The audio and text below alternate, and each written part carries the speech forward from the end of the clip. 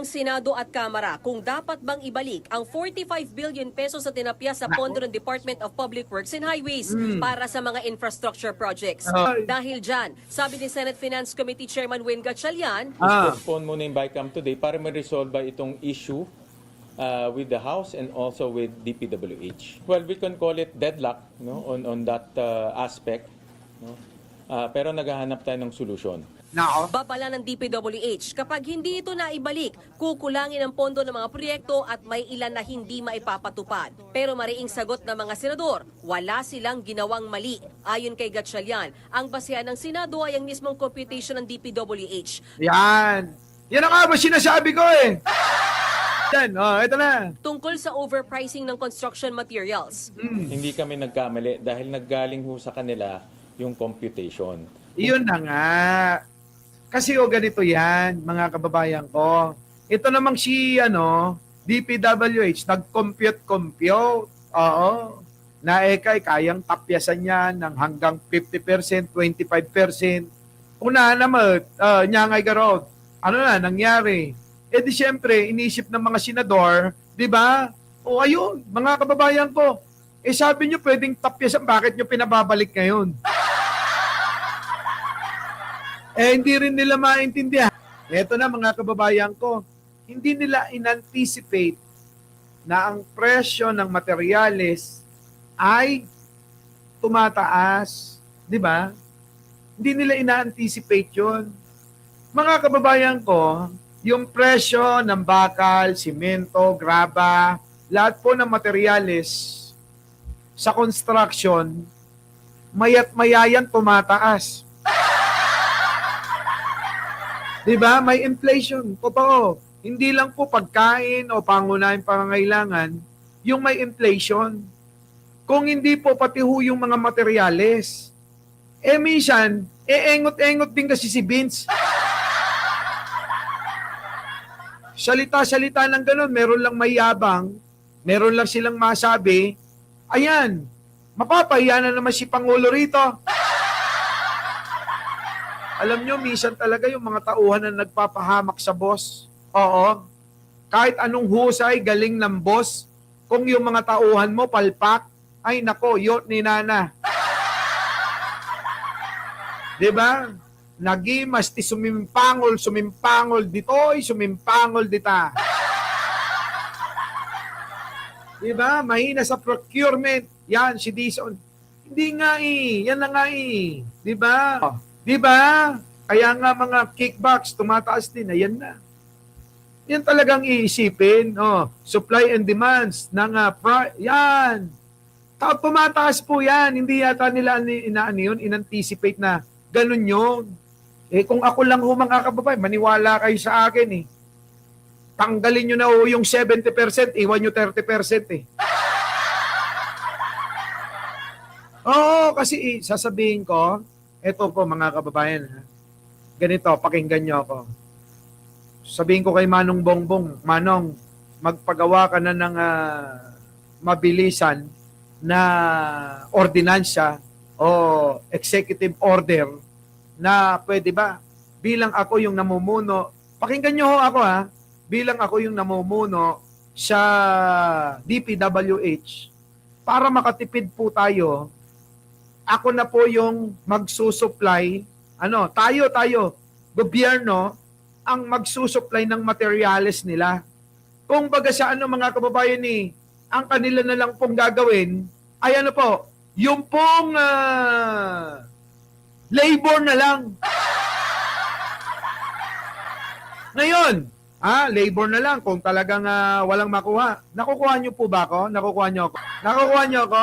Oo, magpagawa ng executive order na lahat ng materyales na gagamitin sa lahat ng pang-gobyernong proyekto ang magpa-purchase, ang bibili, ang magpro-produce ay ang gobyerno. O kita niyo? Mga kababayan ko, ngayon, may mga engineer naman tayo. Tama, di ba? Anong ginagawa ng mga district engineer? Oy, makinig ka, Vince. Tinuturuan na kita ng diskarte, baka akala mo. Engineer din ako. Sa barko nga lang. sa barko nga lang, ano. Eto na, may mga engineer, district engineer, ha? Oh, regional director kayong mga tauhan. Eh bakit hindi nyo utusan yung mga district engineer nyo na mag-hire ng mga ng mga mason, ng mga laborer, ng mga manggagawa, di ba? Tingnan nyo, isipin nyo mga kababayan kung hindi natin matitipid yung siyandamakmak na dami. Kasi kaya ho naiisip ng mga engineer magnakaw kasi walang trabaho eh. Yan, mga kababayan ko, isipin nyo maigi yan. Oh, isipin nyo. Tayo yung bibili ng materyales. Aangkat tayo sa ibang bansa. Ibobodega natin yan. I-deliver natin na i-deliver kung saan man. Yaan, ano. Lahat naman po ng sulok ng Pilipinas may pantalan. Halimbawa po sa Mindanao. Alam nga naman na ibaba mo rito yung deliver sa Luzon. Hindi ho. Doon yun na ho yan. Halimbawa sa Davao. Doon yun na ibaba yung mga materyales kapag may deliver. At kung nandun naman ang proyekto, kung sa Visayas naman, meron din naman mga pantalan dyan, marami. Kung dyan naman sa Luzon, meron naman dyan, di ba? Port of Manila, Port Irene, maraming port, Port Santiago. Di ba? Di ba? Tama, mali. Ayan, mga kababayan ko. Alam nyo, ang matitipid natin dito, napakarami. Sobra-sobra. Magkakaroon pa tayo ng mga sariling kagamitan. Magkakaroon pa tayo ng mga sariling mga sasakyan. Magkakaroon pa tayo, marami mga kababayan. Hindi na tayo aasa sa mga kontraktor na kinukutsaba ng mga politikong mga poki ng inang katulad ni Martin Romualdez.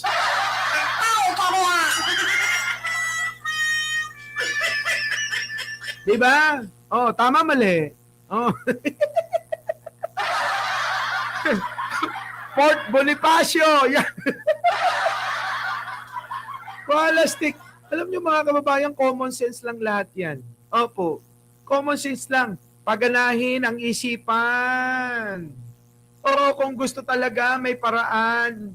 Pero kung ayaw, maraming dahilan. Alam nyo, sa totoo lang, kahit saan nyo ko ilagay dyan eh. Talagang lalagpasan ko lahat yung mga namumuno dyan eh.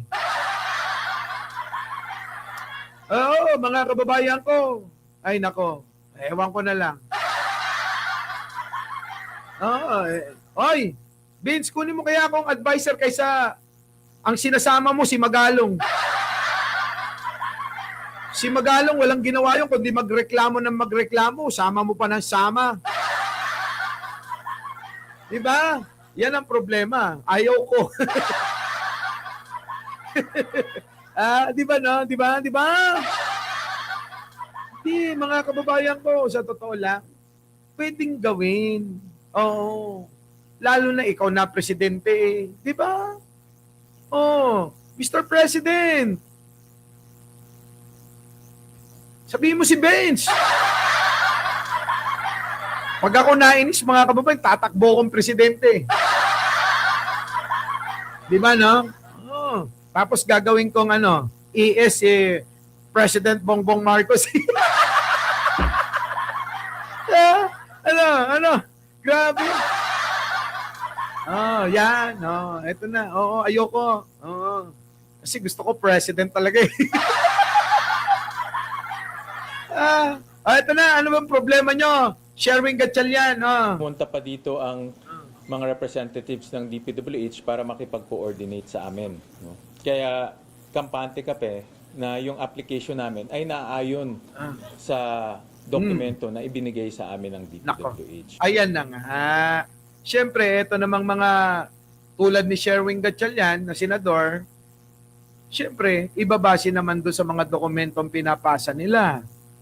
Nagsalita na nga kayo, pinagyabang nyo na. Pinagyabang na ni Vince Dizon. Kaya daw talaga natipirin, di ba? Tuwan-tuwa nga ako nun eh. Kinontent ko pa nga yun na sabi ko, tama yan eh.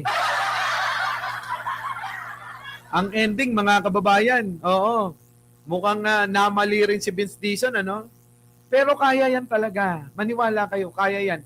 Sundin nyo lang yung formula na sinasabi ko sa inyo. Pwede. Oo.